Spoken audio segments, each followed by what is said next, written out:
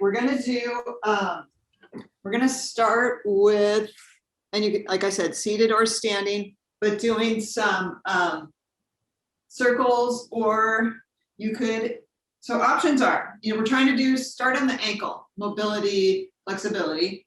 You could do some ankle circles, or you could, if you need some balance, hold the wall or chair, but you could write your name, or we could write each other's names. I'll give us, and this is good too, if you can get to the balancing part. So maybe at first you're down here or you're in your chair, that's fine. But the balancing part will really work your stability and balance and ankle mobility of the standing leg, right? So this is good. Help prevent falls if you get your single leg balance training in. Okay, and let's switch the other leg.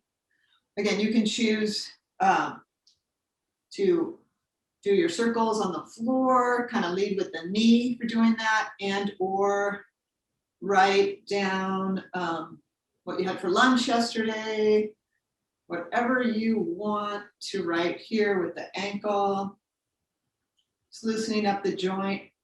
And so today I'm going to go over the body parts you all suggested last week. A few more seconds here. And good.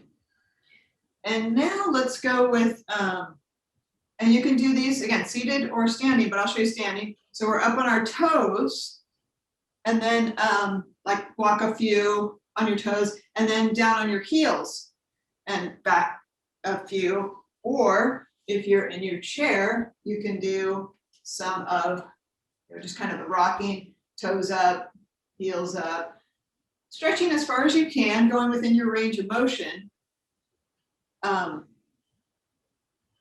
your toes or on your heels. Again, just another ankle strengthener. And it was interesting too, because we're going to go from ankle to back to wrist. And well, hang on, we got a few more seconds here. And there we go. And then let's go with a nice calf stretch, which also help with ankle mobility. So you can use your wall, or you don't have to use a wall. But the main thing, you want to have your feet straight. I'll do it this way just to show you. Your back leg straight, your feet straight. So if this foot is turned out too far, try to see if you can turn it in some. We probably do that for balance, but if you can turn it in, you'll get a better stretch.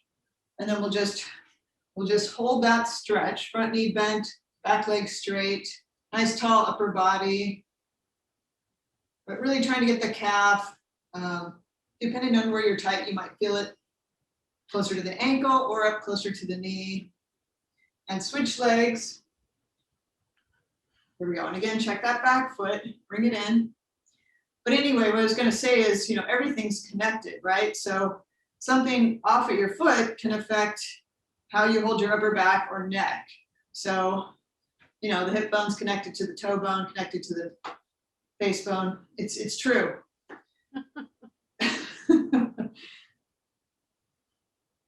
All right. And then let's go to some back shoulder. Actually, I can show my face now. So let's just start with some shoulder rolls to kind of loosen up the back and shoulder. And of course, this whole area, I'd say upper back, shoulder, and neck is, as you know, so connected. If we have the forward head, we compensate and do things differently with our back. So we're good at compensating. So just a few more rolls. I don't know if I did 10 to 20. If you're doing these on your own is good. And then let's do some chin retraction. So I know I have a tendency to start looking too close to my computer. So we're gonna just think about if your chin's regular, we're gonna contract in, do that chin tuck or double chin. Doing a few of these, you don't have to go crazy, but just a good tuck to where you feel like your ear is lined up over your shoulder, over your hip. And this is actually good to help strengthen our front muscles, which get overstretched when we're out in that forward posture, right? And then it'll help stretch these back muscles that get, over tensed when we're in that forward head posture. So a couple more here. Makes us nice and tall. And good. And then let's go to just some arm swings. This is good for back and shoulders, upper back and shoulders.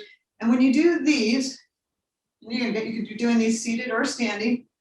Just be careful not to have your shoulders come up like this. I'm kind of exaggerating, but see if you can just relax those shoulders, keep them down, and then bringing the arms up. I find this feels really good through the back, shoulders, maybe chest even a little bit. So I'm just kind of going by time, but again, 10 to 20 of these to loosen up, get the blood flow is good.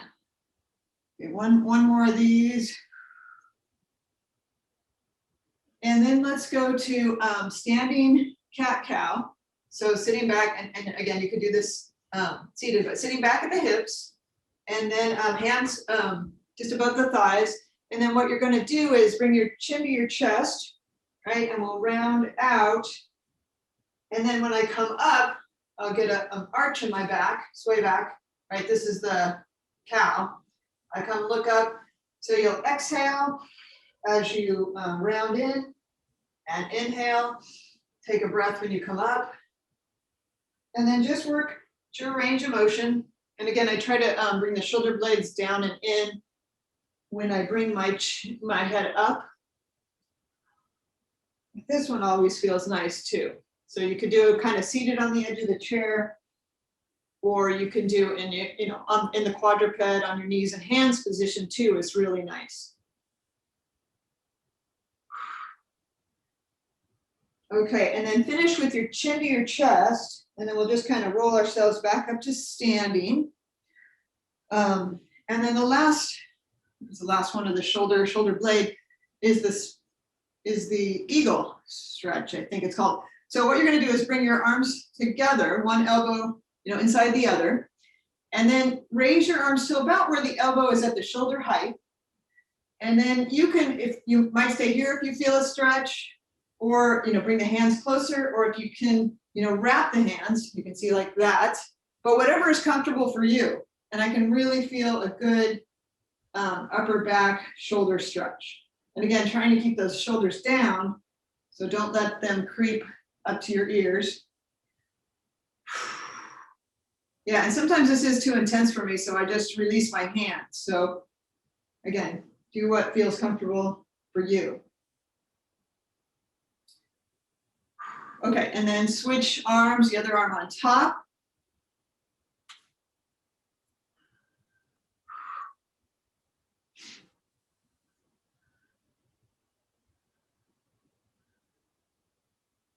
So yeah, another beautiful day in paradise, huh? Yeah. A few more seconds here. All right.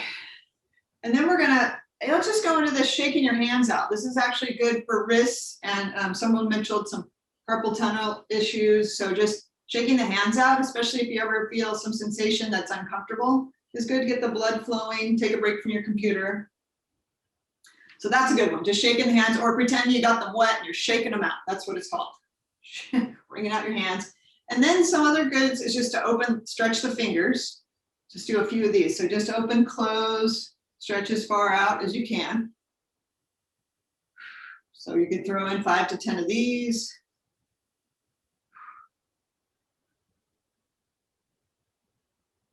And then I like this one. So you put your fingers together, and it's just a palmar, they call it the spider in the mirror stretch.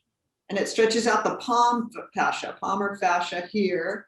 So just bring it open, or open, close with fingers attached.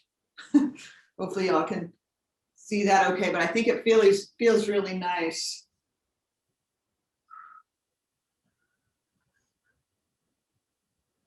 And then our last stretch is having your arm out fairly straight. You don't have to lock the elbow, and then we'll just pull the fingers back. And these could be 10, 20, 30 seconds each. Relax your breathing. And then let's bring the palm down.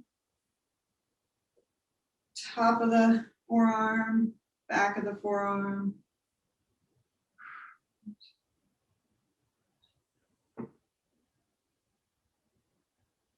And over to the other side.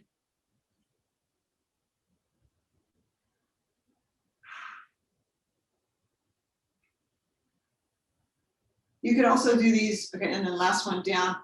If you wanted support, you could put them on the table or maybe a towel or pillow underneath and rest your wrist if you want to and try it that way. Sorry, did we go to the bottom one? Pull the wrist fingers down. All right, we're there.